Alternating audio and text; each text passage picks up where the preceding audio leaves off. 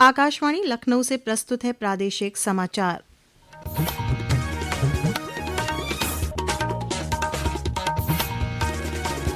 मुख्य समाचार। विश्व का सबसे बड़ा आध्यात्मिक और सांस्कृतिक समागम महाकुंभ आज महाशिवरात्रि के आखिरी स्नान के साथ हो रहा है संपन्न। 66 करोड़ से अधिक श्रद्धालुओं ने लगाई आस्था की डुबकी।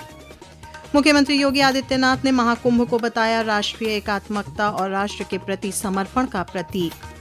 प्रदेश भर में श्रद्धा और उल्लास के साथ मनाया जा रहा महाशिवरात्रि का पर्व। जलाभिषेक के लिए काशी विश्वनाथ धाम में 6 लाख से अधिक भक्त पहुंचे। और सीबीएसई 10वीं कक्षा के विद्यार्थियों के लिए साल में 2 बार बोर्ड परीक्षा कराने की बना रहा योजना। सीबीएसई की वेबसाइट पर मसौदा नीति अपलोड। नमस्कार, प्रदेश के समाचारों के साथ मैं श्वेता उपाध्याय और अब समाचार विस्तार से। विश्व का सबसे बड़ा आध्यात्मिक और सांस्कृतिक समागम महाकुंभ आज महाशिवरात्रि के पावन पर्व पर संपन्न हो रहा है। देश भर से आए श्रद्धालु प्रयागराज में सवेरे से ही त्रिवेणी संगम और अन्य घाटों में आस्था की डुबकी लगा रहे हैं। महाकुंभ में अब तक लगभग 66 करोड़ श्रद्धालु डुबकी लगा चुके हैं। और विवरण हमारे प्रतिनिधि से।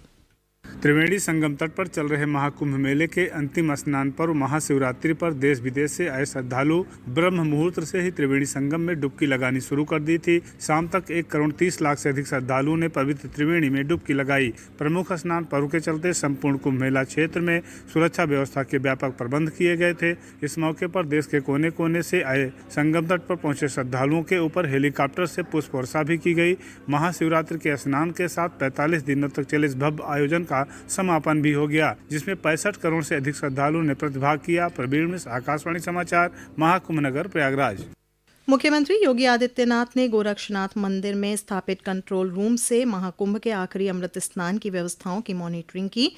बाद में मीडिया से बातचीत के दौरान महाकुंभ का जिक्र करते हुए श्री योगी ने कहा कि महाकुंभ राष्ट्रीय एकात्मकता और राष्ट्र के प्रति समर्पण का जीवंत उदाहरण है।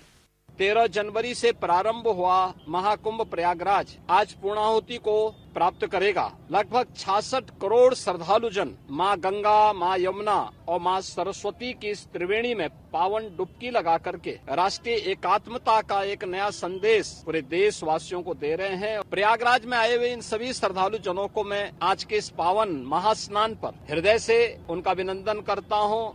अयोध्या धाम में भी यही स्थिति है। 8 से 10 लाख श्रद्धालु प्रतिदिन वहां पे श्री राम जन्म भूमि पर प्रभु श्री राम लला के दर्शन कर रहा है। इस आयोजन को सुरक्षित और यादगार बनाने के लिए विशेष प्रबंध किए गए हैं। राष्ट्रीय आपदा मोचन बल, राज्य आपदा मोचन बल, होमगार्ड और पुलिस दल घाटों पर नजर बनाए हुए हैं। मेला क्षेत्र की हवाई निगरानी भी की जा रही है। इसके अतिरिक्त श्रद्धालुओं की सुविधा के लिए 4,500 बसें भी चलाई जा रही हैं।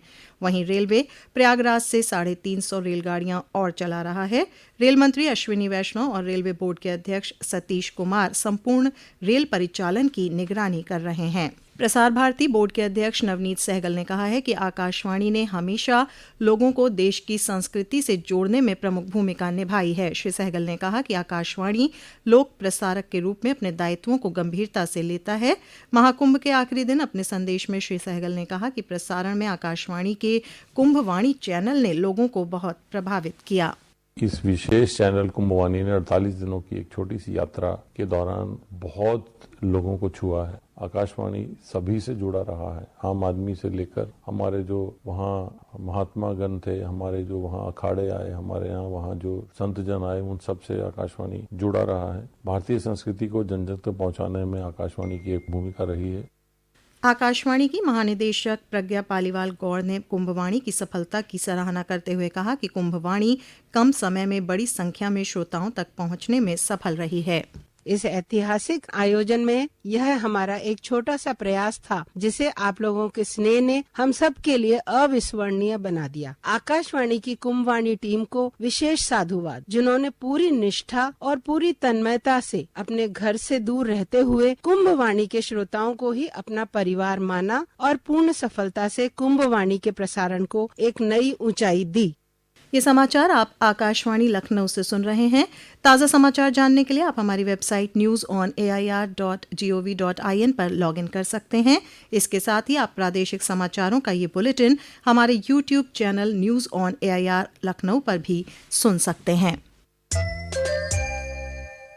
महाशिवरात्रि का पर्व आज प्रदेश भर में आस्था और उल्लास के साथ मनाया जा रहा है। राज्य भर में सभी शिव मंदिरों में तड़के से ही देवाधिदेव भगवान शिव के जलाभिषेक और दर्शन पूजन के लिए श्रद्धालुओं की लंबी कतारें लगी हुई हैं। महाकुंभ की वजह से इस बार काशी में महाशिवरात्रि पर विगत वर्षों की तुलना में श्रद्धालुओं की अत्यधिक भीड़ देखी जा रही है। अब तक 6 लाख से अधिक श्रद्धालु जलाभिषेक के लिए पहुंचे हैं। वहीं आज मंगला आरती के बाद दर्शन के लिए कपाट खोल दिए गए। पेश है एक रिपोर्ट।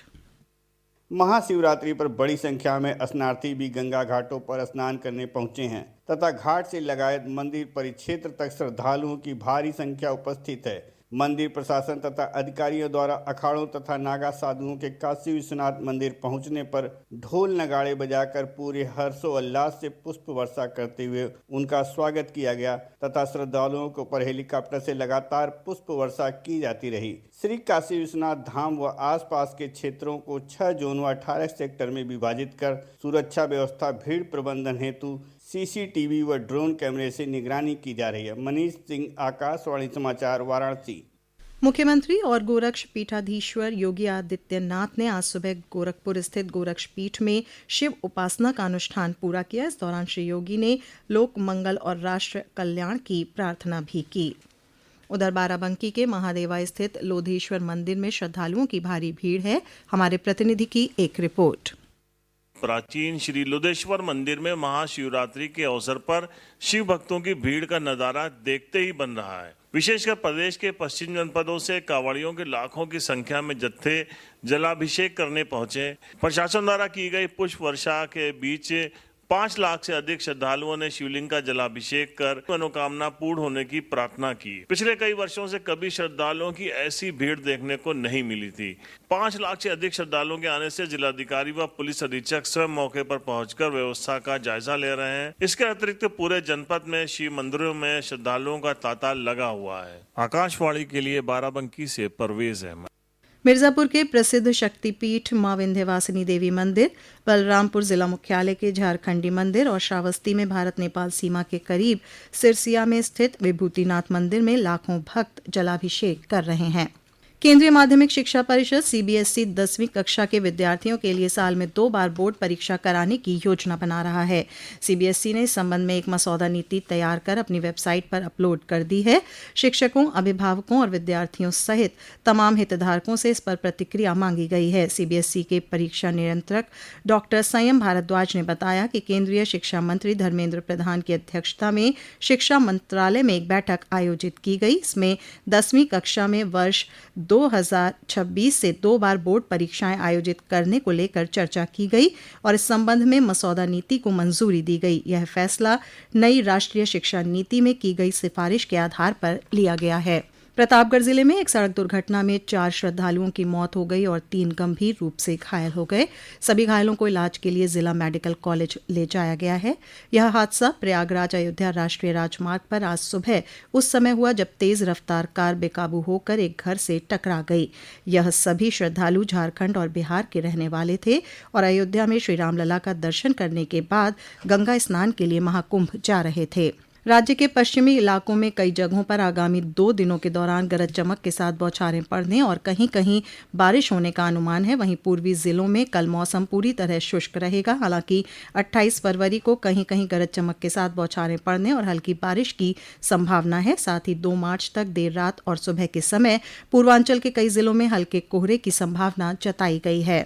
लखनऊ गोल्फ लीग में लीजेंड्स ने फाइनल में जगह बना ली है। लीजेंड्स का मुकाबला आज पिछली बार के चैंपियन स्पीड चार्जर्स से हुआ। स्पीड चार्जर्स के कप्तान अजय चौहान और राजेश नारायण ने 3 गेम बाकी रहते 2-2 की बढ़त गंवा दी और मैच बराबरी पर खत्म हुआ।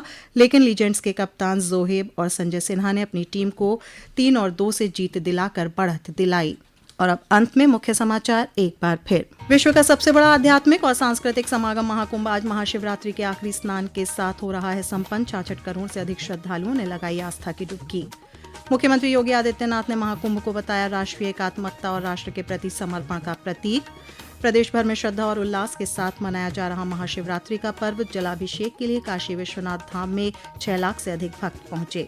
और सीबीएसई 10वीं कक्षा के विद्यार्थियों के लिए साल में 2 बार बोर्ड परीक्षा कराने की बना रहा योजना, सीबीएसई की वेबसाइट पर मसौदा नीति अपलोड। इसी के साथ प्रादेशिक समाचारों का ये बुलेटिन समाप्त हुआ। अगला बुलेटिन रात 8 बजे FM पर प्रसारित किया जाएगा।